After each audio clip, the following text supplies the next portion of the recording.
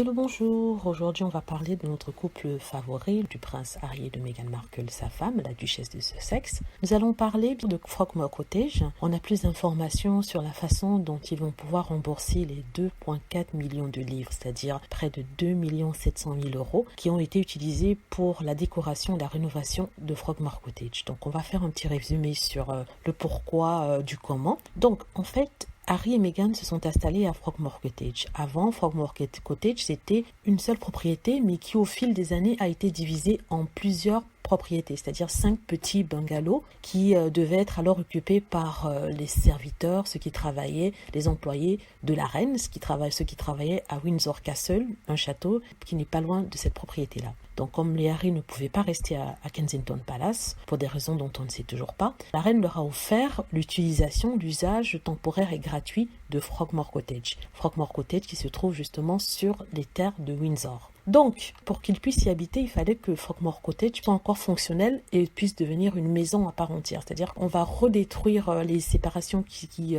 formaient les 5 petits bungalows pour en faire une maison. Et tout ça a nécessité à peu près 2 400 000 livres, c'est-à-dire 2 700 000 euros. Donc, c'était des rénovations qui étaient prévues bien avant, c'était planifié, c'était déjà marqué dans le calendrier royal. C'est-à-dire que ces rénovations-là étaient prévues, mais seulement ça a été accéléré avec l'arrivée de Meghan Markle. Donc, les 2 400 000 qui ont été dépensés ont énervé, exaspéré tout le monde en Angleterre, c'est-à-dire tout le monde, les gens qui détestent Meghan Markle et les tabloïds, en disant qu'ils ne méritaient pas de dépenser autant sur une maison. Sachant que les Cambridge avaient dépensé près de 5 millions de pounds, c'est-à-dire à peu près, on va dire 5 600 000 euros sur leur propre maison à eux.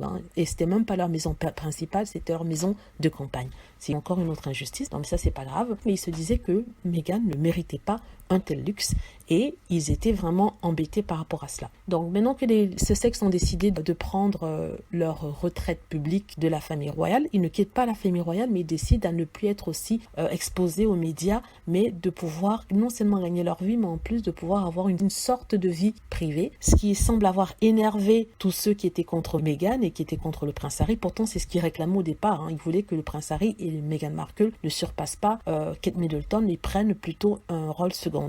Donc maintenant que le prince Harry demande ça, ils disent que le prince Harry les a trahis parce qu'il n'aurait pas dû vouloir avoir une vie privée, il aurait dû rester un membre actif de la famille royale. En plus de ça, le fait qu'ils ont décidé de s'exiler en dehors de l'Angleterre, sachant qu'ils avaient précisé qu'ils voulaient vivre en partie en Angleterre, en partie en Amérique du Nord, apparemment les détracteurs n'ont compris que vivre en Amérique et n'ont pas pris en compte son désir de l'Angleterre. Ils ont commencé à les accuser de tous les maux, disant qu'ils avaient trop dépensé pour eux, ils avaient dépensé 2 400 000 sur leur maison, et vraiment c'était un scandale, comment peuvent-ils partir et faire dépenser 2 400 000. Rappelons qu'en fait, le contribuable anglais n'a pas vraiment dépensé d'argent. Les 2 400 000 qui ont été donnés viennent en fait d'une cagnotte générée par les profits qu'ont rapporté les terres de la couronne royale. C'est-à-dire que la reine a des propriétés privées, mais aussi elle a des propriétés qui appartiennent au domaine public. Donc, ce sont des propriétés sur lesquelles elle vit, dans lesquelles elle vit. On parle par exemple de Buckingham Palace, on parle de Windsor, on parle d'autres terres qu'elle possède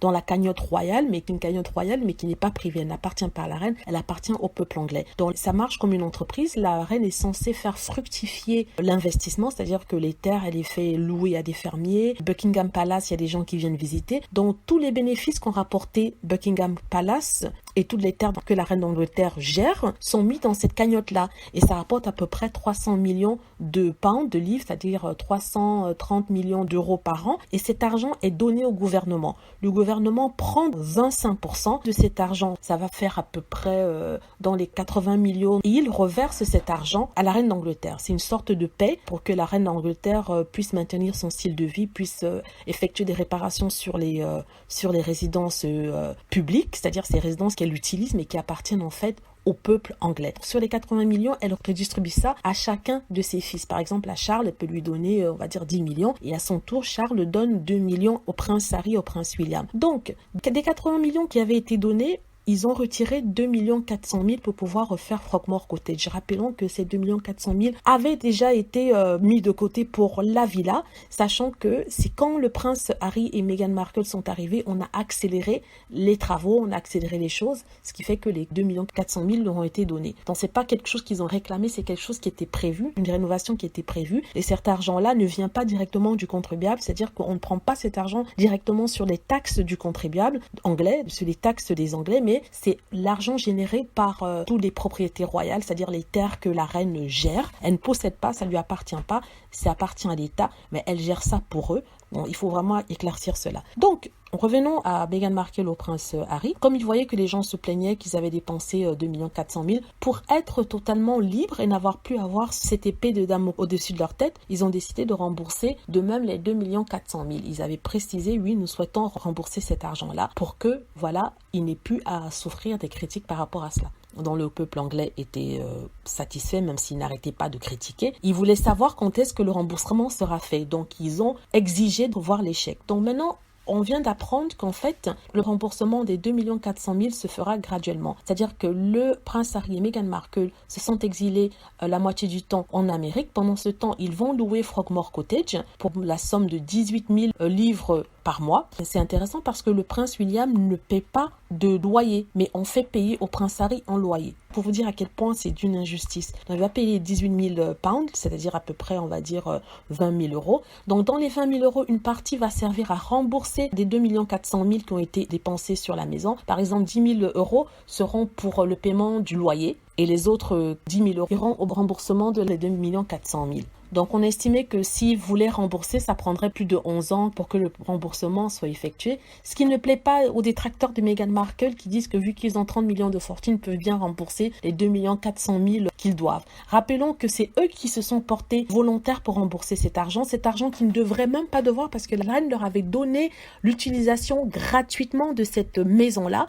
Maintenant qu'ils remboursent, eh ben, ils sont pas d'accord, ils veulent que ce soit fait rapidement, qu'ils prennent son argent de sa propre poche et qu'ils le remboursent assez rapidement. En fait, ce sont des gens qui ne reculent devant rien pour pouvoir faire payer Meghan Markle le prince Harry. Ils essaient de leur faire payer quelque chose qu'ils n'ont pas fait et peu importe ce qu'ils rembourseront, on leur en voudra toujours. Donc même s'ils remboursent les 2 400 000, ils trouveront toujours quelque chose à en redire sur le prince Harry et Meghan Markle. Sachant que le prince Harry et Meghan Markle ont tout donné. Ils n'ont pas donné leur titre, ça c'est sûr, mais ils ont dit qu'ils n'utiliseraient pas leur titre. Ils ont dit qu'ils n'utiliseraient pas leur site internet. Ils n'utiliseraient pas leur connexion. Ils ont remboursé Frogmore. Qu'est-ce qu'ils n'ont pas fait d'autre? Ils ont presque tout perdu dans le sens où ils n'ont plus vraiment aucune attache avec leur titre même si leur titre est toujours actif. Je sais pas si j'arrive à bien expliquer ça. Donc, malgré le fait qu'ils soient partis, qu'ils soient restés en dehors de l'actualité, on leur en veut toujours. Même quand ils remboursent Frogmore comme les gens avaient demandé, on leur en veut malgré tout. Ce qui fait que, en fait, le remboursement de Frogmore n'est pas le problème, c'est plutôt la haine que certaines personnes ont envers Meghan Markle, pas envers Harry. Pour Harry, ils disent qu'ils sont juste déçus, que Harry peut se faire pardonner si Harry revient à la maison en laissant Meghan Markle, en prenant le petit artiste. C'est-à-dire qu'il veut que Harry divorce de Meghan. Non seulement il divorce d'elle, mais en plus qu'il prenne son enfant à elle. C'est-à-dire qu'elle a porté cet enfant et elle n'a plus droit à cet enfant et que parce qu'il est le fils du prince ou de la reine ou de whatever, il a le droit de lui retirer à elle son enfant. Mais ça, c'est de la folie. Peut-être ça marchait dans les années 1950, mais en 2001, un homme ne peut plus se permettre de retirer son enfant comme sa femme parce que, soi-disant, il est prince. Et connaissant Meghan, si vraiment divorce il y a, ce que je n'espère pas, elle va se battre bec et ongle pour avoir son enfant. Elle en aura tout à fait le droit. Donc voilà, j'espère que j'ai fait un bon résumé de la situation au niveau de Frogmore. Ça, c'est une longue vidéo, l'une des plus longues que j'ai faites d'ailleurs, ce qui est assez étonnant. Mais je suis contente d'avoir pu le faire. J'espère que ça explique, ça répond aux questions que vous vous posiez sur Frogmore et tout ça. Et si vous avez d'autres questions, n'hésitez pas à me les poser dans la barre à commentaires. J'essaierai de mon mieux d'y répondre. Et voilà, j'espère vraiment que le couple pourra vivre mieux qu'avant. Maintenant qu'on sait qu'ils remboursent, ils vont arrêter de se plaindre sur l'argent qu'ils n'ont pas payé parce que même pour leur sécurité, maintenant, ils ne prennent plus l'argent du contribuable, ils dépensent l'argent de leur propre poche. Voilà. Donc, c'était mon petit résumé sur Frogmore Cottage et les Sussex. Si vous avez aimé la vidéo, n'hésitez pas à cliquer sur like, à vous abonner pour plus de vidéos, à aussi cliquer sur la petite cloche afin d'être averti lorsque je poste de nouvelles vidéos. Merci